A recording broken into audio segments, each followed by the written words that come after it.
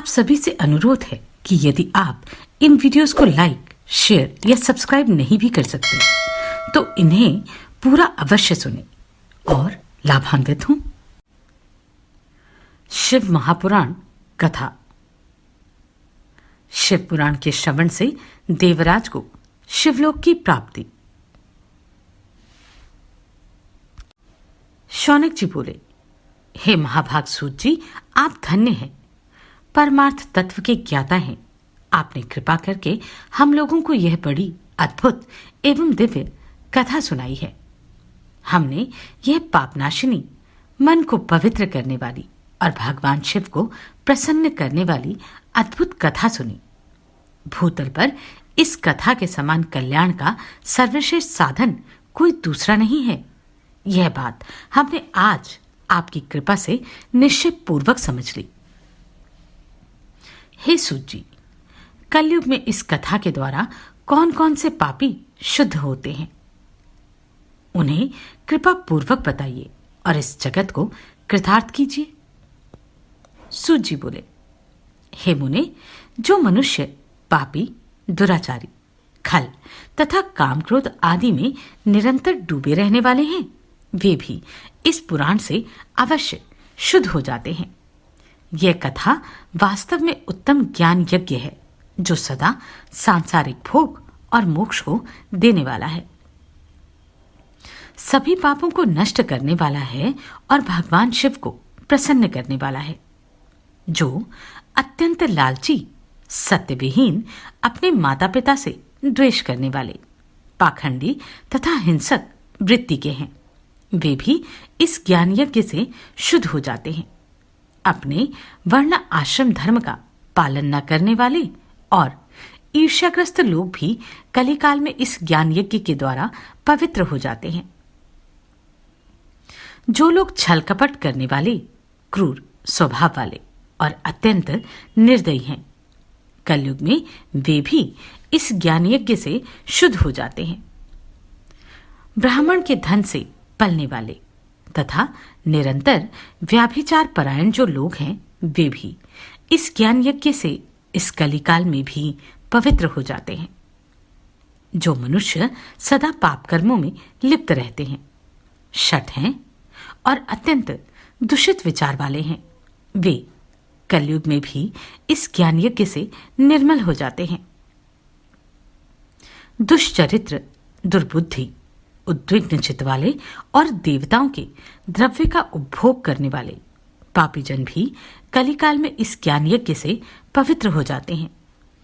इस पुराण के श्रवण का पुण्य बड़े बड़े पापों को नष्ट करता है, सांसारिक भोग तथा मोक्ष प्रदान करता है और भगवान शंकर को प्रसन्न करता है। इस संबंध में मुनिगण इस प्राचीन इतिहास का उदाहरण दिया करते हैं, जिसके श्रवण मात्र से पापों का पूर्णतः नाश हो जाता है। पहले की बात है कि रातनगर में एक ब्राह्मण रहता था जो अज्ञानी, दरिद्र, रस बेचने वाला तथा वैदिक धर्म से विमुख था।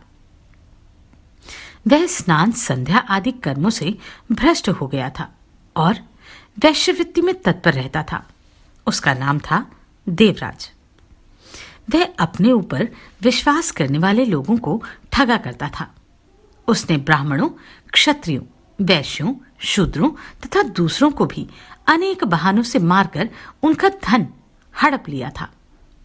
बाद में उसने अधर्म से बहुत सारा धन अर्जित कर लिया, परंतु उस पापी का थोड़ा सा भी धन कभी धर्म के काम में नहीं लगा। एक दिन वह ब्राह्मण एक तालाब पर नहाने गया। वहां शोभावती नाम की एक वैश्या को देखकर वह अत्यंत मोहित हो गया। वह सुंदरी भी उस धनी ब्राह्मण को अपने वशीभूत हुआ जानकर प्रसन्न हुई। आपस में वार्तालाप से उनमें प्रीति उत्पन्न हो गई। उस ब्राह्मण ने उस वैश्या को पत्नी बनाया तथा उस वैश्या ने उसे पति बनाना स्वीकार कर लिया।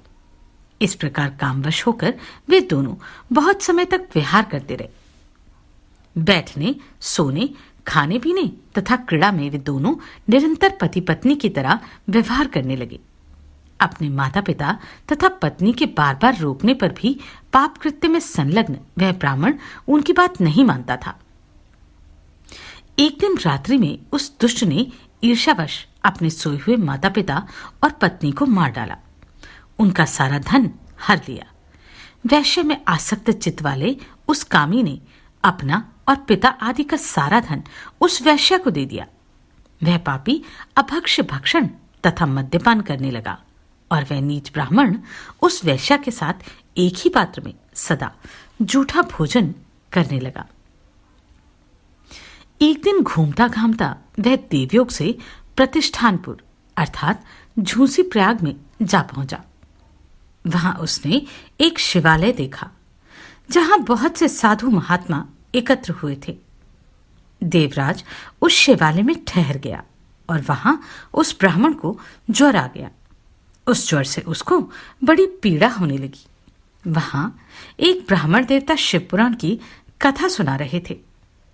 ज्वर में पड़ा हुआ देवराज ब्राह्मण के मुखारविंद से निकली हुई उस शिव कथा को निरंतर सुनता रहा।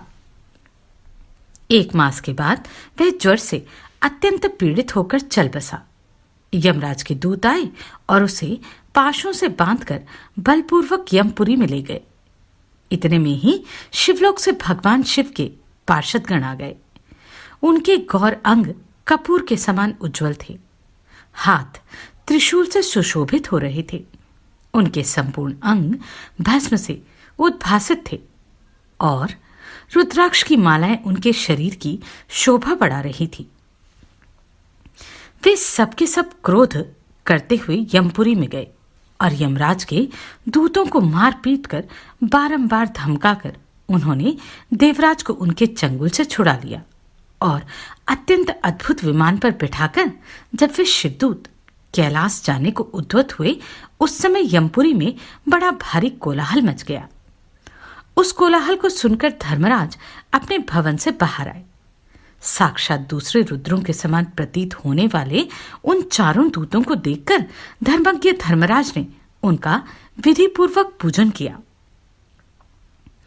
यम ने ज्ञान दृष्टि से देखकर सारा वृतांत जान लिया। उन्होंने भय के कारण भगवान शिव के उन महान दूतों से कोई बात नहीं पूछी। यमराज से पूजित तथा प्रार्थित होकर वे शिवदूत कैलाश को चले गए और उन्होंने उस ब्राह्मण को दयासागर सांब शिव को दे दिया। शिव पुराण की यह परम पवित्र कथा धन्य है, जिसके सुनने से पापीजन भी मुक्ति के योग्य बन जाते हैं। भगवान सदाशिव के परम धाम को वेदज्ञ सभी लोकों में सर्वश्रेष्ठ बताते हैं। ब्राह्मण, क्षत्रिय, वैश्य, शूद्र तथा अन्य प्राणी, यहां तक कि जिस पापी ने धन के लोभ से अनेक प्रकार की लोगों की हत्या तथा अपने माता पिता और पत्नी को भी मार डाला, वह वैश्यगामी मदिरापान करने वाला ब्राह्मण देवराज भी इस कथा के प्रभाव से भगवान शिव के परम धाम को प्राप्त होकर तत्क्षण मुक्त हो गया। शौनक जी बोले, हे महाभाग सूत जी, आप सर्वज्ञ हैं। हे महामते, आपके कृपा प्रसाद से मैं बारंबार कृतार्थ हुआ। इस इतिहास को सुनकर मेरा मन अत्यंत आनंद में निमग्न हो रहा है।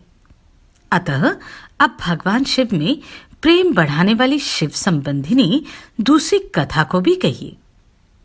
अमृत पीने वालों को लोक में कहीं मुक्ति नहीं प्राप्त होती, किंतु भगवान शंकर के कथामृत का पान तो प्रत्यक्ष ही मुक्ति देने वाला है। सदाशिव की जिस कथा के सुनने मात्र से मनुष्य शिवलोक प्राप्त कर लेता है, वह कथा धन्य है, धन्य है। और कथा का श्रवण कराने वाले आप भी धन्य हैं, धन्य हैं।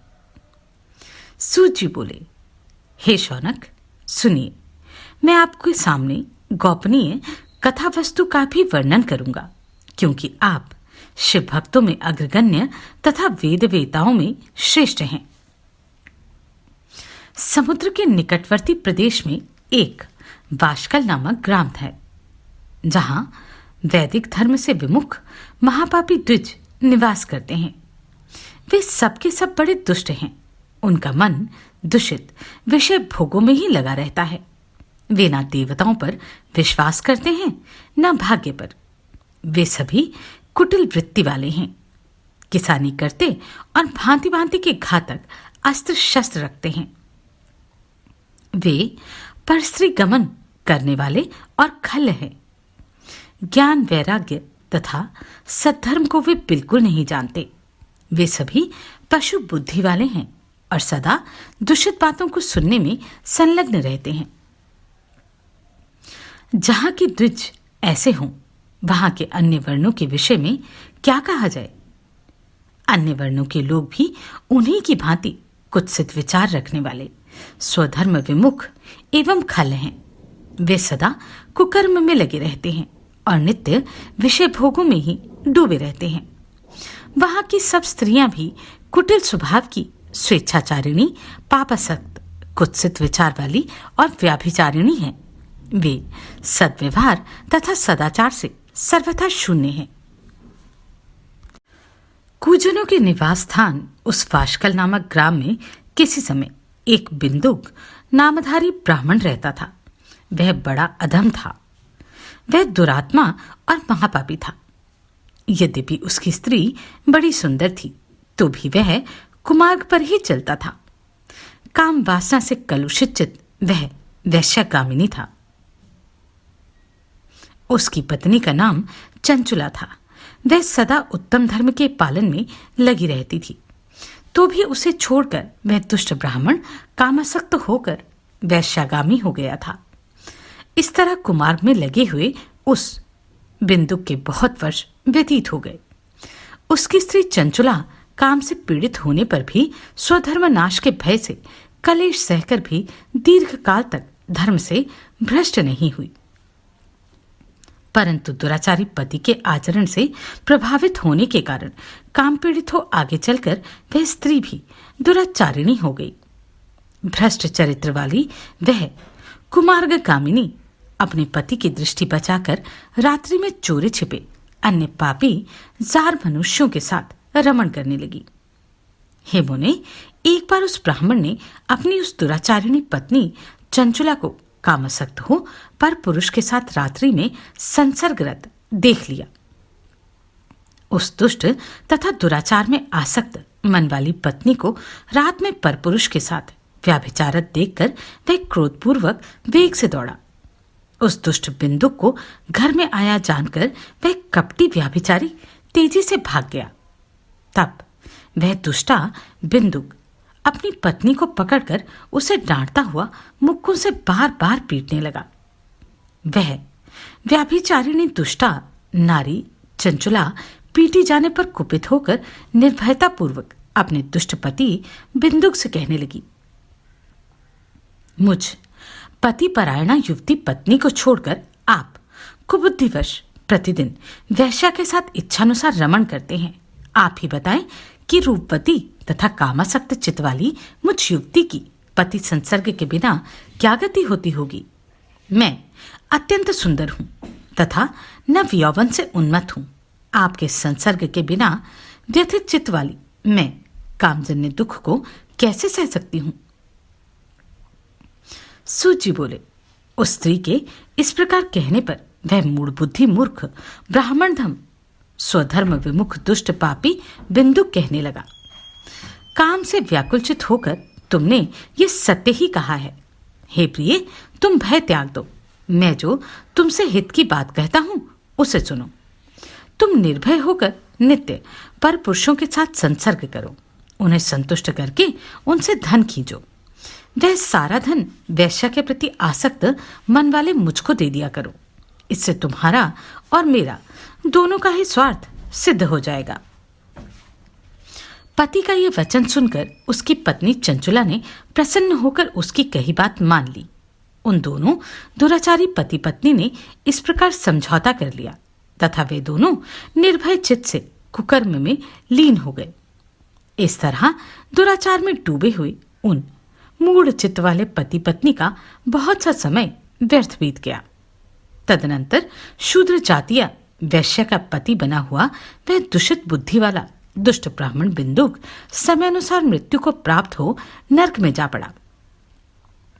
बहुत दिनों तक नरक के दुख भोग कर वह मूढ़ बुद्धि पापी विंध्य पर्वत पर भयंकर पिशाच हुआ। इधर उस दुराचारी पति बिंदुक के मर जाने पर वह मूढ़ हृदय चंचुला बहुत समय तक पुत्रों के साथ अपने घर में ही रही। इस प्रकार प्रेम पूर्वक कामासक्त होकर जारों के साथ विहार करती हुई उस चंचुला नामक स्त्री का कुछ कुछ यौवन समय के साथ ढलने लगा। एक दिन देवयोग से किसी पुण्य पर्व के आने पर वह स्त्री भाई बंधुओं के साथ गौकर्ण क्षेत्र में गई। तीर्थयात्रियों के संग से उसने भी उस समय जाकर किसी तीर्थ के जल में स्नान किया। फिर वह साधारणतः मेला देखने की दृष्टि से बंधुजनों के साथ यत्र तत्र घूमने लगी। घूमते घामते किसी देव मंदिर में उसने एक देवज्ञ ब्राह्मण के मुख से भगवान शिव की परम पवित्र एवं मंगलकारिणी उत्तम पौराणिक कथा सुनी।